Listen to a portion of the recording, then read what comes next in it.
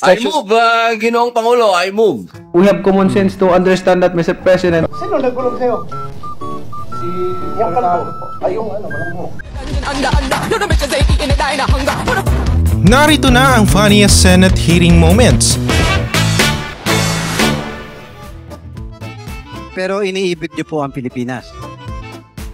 Hindi po. Hindi niyo po iniibig ang Pilipinas?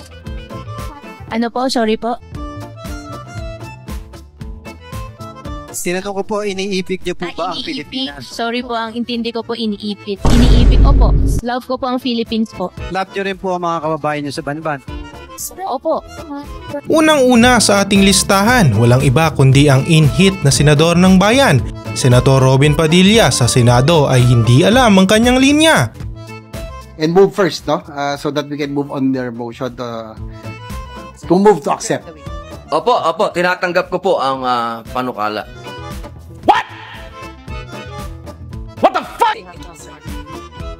If you can make a motion that the body accepts the amendments in the nature of the substitute bill, Your Honor, you have to move first that the body accepts the substitute bill. I-move nyo lang po. Opo. I move. Englishin ko na to. I can't move it anymore. Mauricio. I move, Ginoong Pangulo, I move. Session suspended. The body. Yeah, sorry. Narito pa ang isang kwelang eksena, Senator Pacquiao at ang common sense niyang dala-dala. Mr. President, to focus in one sport is not easy because it's easy to say, but it's not easy to do because especially handling more than 20 sports. How can you focus in one sport? We have common sense to understand that, Mr. President. I have common sense, Mr. President. Handling, I stand corrected, Mr. President. I apologize of my words, but Mr. President. Ang moment na walang kakupas-kupas, ang pag-iibigang Jonel at Laila de Lima ay hinding-hindi maluluma. Testify. Yes, sir. O ngayon sinasabi mo ngayon na silang sinungaling. Yes, ikaw sir. Hindi. Yes, sir. Ganon? Yes, sir. Okay. Yung sinasabi ni Sebastian, ano bang tawagan niyo yung Secretary de Lima? Anong tawag sa'yo? Jonel, sir. Jonel? Yes, sir. Yung palayaw mo, hindi yan tinatawag sa'yo? Anong palayaw mo? Sa bahay namin, sir. Hindi, kay Secretary de Lima. Jonel lang, sir. Jonel. Kunwari, tawagin kayo ni Secretary de Lima, sabi niya, Jonel, hoy. Ganon? Hindi, sir. Ano? Jonel. Jonel.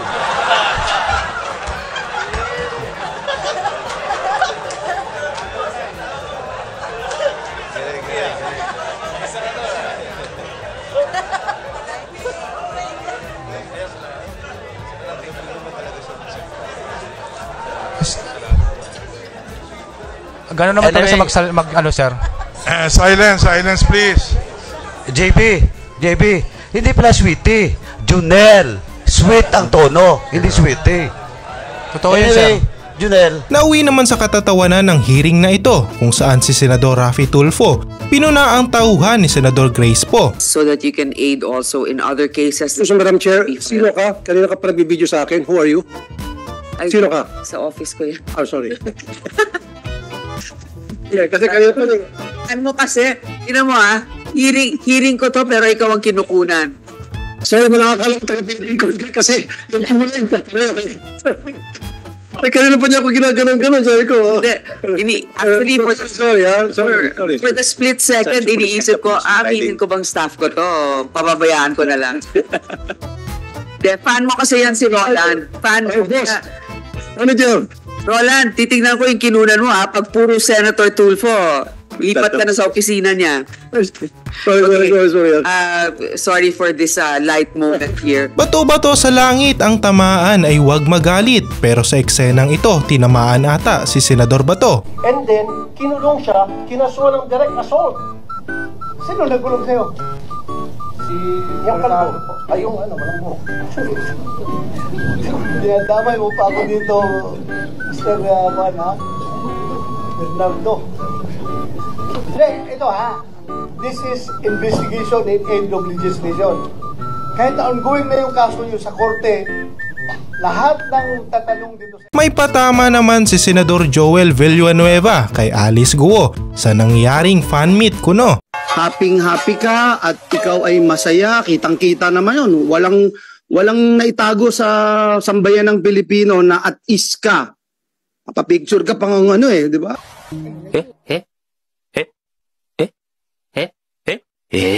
Flashback.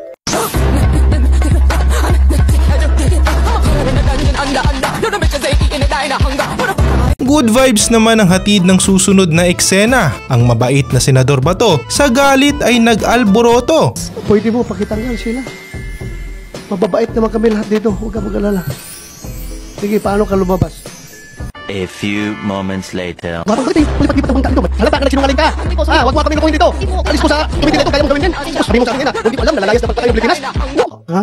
Di po. Sigurado ka? Yes. Ang sabi ng siya sa akin, samahan ko siya. May pupuntahan lang. Nandun na ako eh.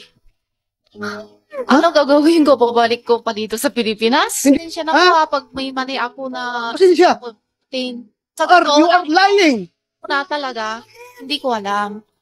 Makinig ka! Parang niluloko mo kami dito sa committee. Ha? I am not asking your answer. I'm just stating the facts. Bombastic side-eye. Criminal offensive side-eye. Nagmistulang Amazing Race Pogo Edition naman ang sanay interviewing ito. Matapos na magsitakbuhan sina Cassandra Ong at Sheila Guo. Attorney, ano pong gusto niyo sabihin on your end? Wala naman. Teka lang. Sorry, attorney, sabay na po. Wala, Howie boys ako ngayon. Attorney, sige po, would you like to give your side? Ano po gusto niyo? Ano po gusto niyo na side? Baka meron po kayo na ibigay na side. Miss Sheila. Miss Sheila.